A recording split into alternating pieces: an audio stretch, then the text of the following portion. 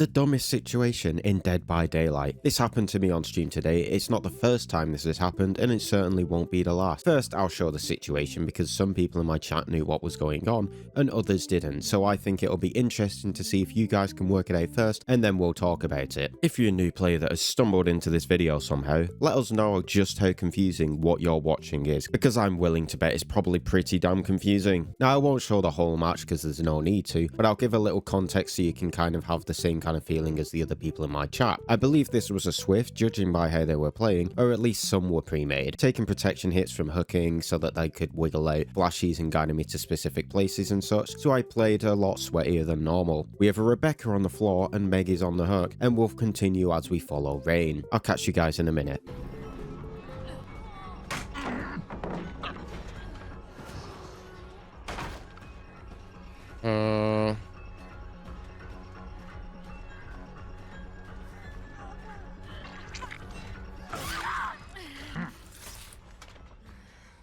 Gotcha, bitch!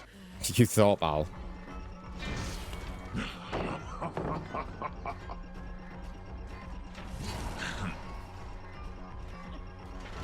Oh. You did thought.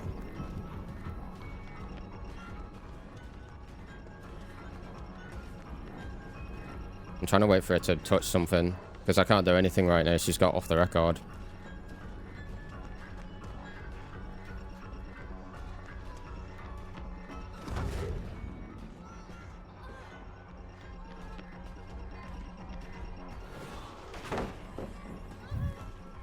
Really good game design, guys. I've lost her. I'm actually getting FOV text.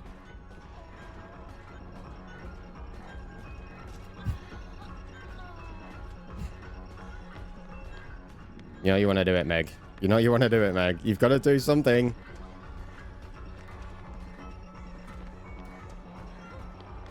She's trying to, like, hold me or something.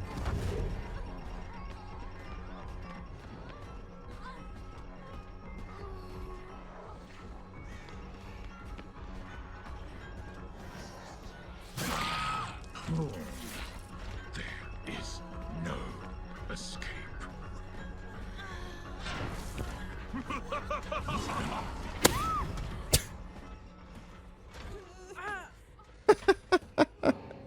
Great game design, but yeah, it's world class. Now, for people who don't actually know what's going on here, they're probably thinking I'm BMing the survivors and forcing a bleed out or something. But no, this is a scenario that happened due to how a perk is designed. So if you don't know what happened here, Rain unhooks Meg, but Meg has the perk off the record, and I worked that out in the gameplay. Because I can't do anything right now, she's got off the record. Now, off the record does a few things, but the one that we care about is the 80 seconds of endurance that the perk gives when the person is unhooked. Endurance makes it so if you were to go down by an attack, it would instead put you into deep wound, effectively making you unkillable while endurance is up. This means even though she is injured, for the next 80 seconds, I cannot down her because she will go into deep wound rather than going down.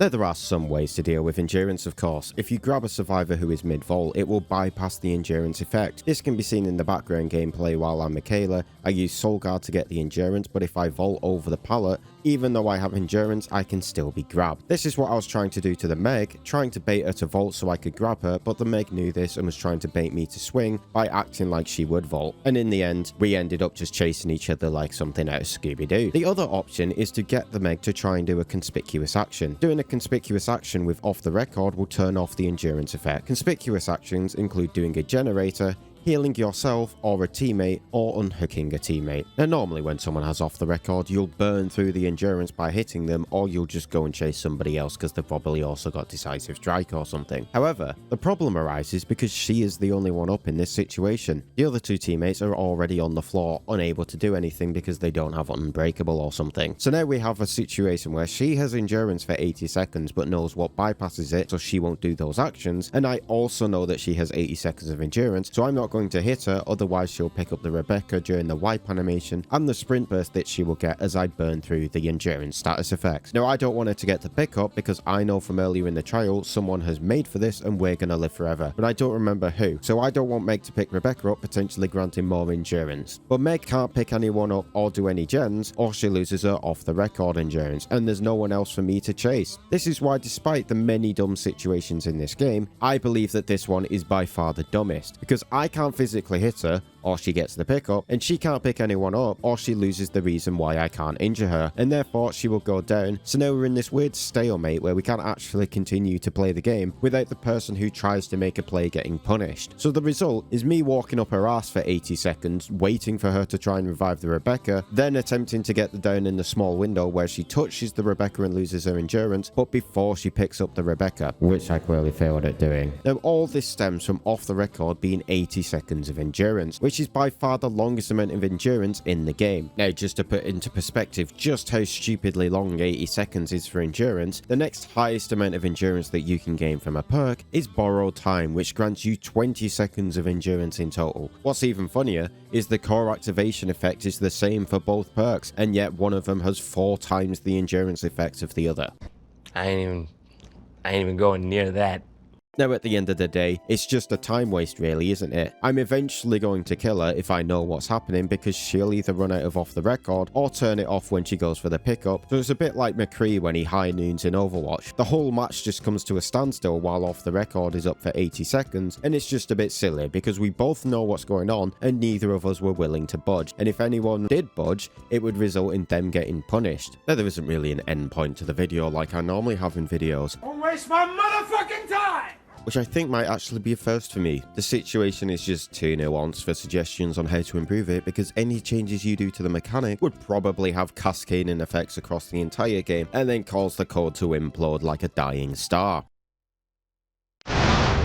I guess if you're on Killer you could look out for it, so that could be the point, but in general, I just find the situation really funny and stupid. Before I go, I would like to give a quick shout out to the enemy team. They weren't salty about this situation, even saying GG in the endgame, which is actually astonishingly rare given the circumstances. I wish all players could be like this, but hey, that's the DBD community for you. Is it ridiculous that we've gotten to a point in this game's community where we need to actually appreciate people for just saying GG, instead of expecting them to tell us to neck ourselves for having the audacity to play the game and counter playstyles that the survivors are actually using?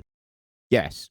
It's absolutely ridiculous. But hey, I'm one for trying to invoke positive change in the community, and the first step is to recognize the good and not just the bad. So this one's for you, Tez, you absolute legend. I appreciate you. Anyway, that's all from me, gamers. I'll catch you in the next video, which should be a Springtrap video. Bye for now.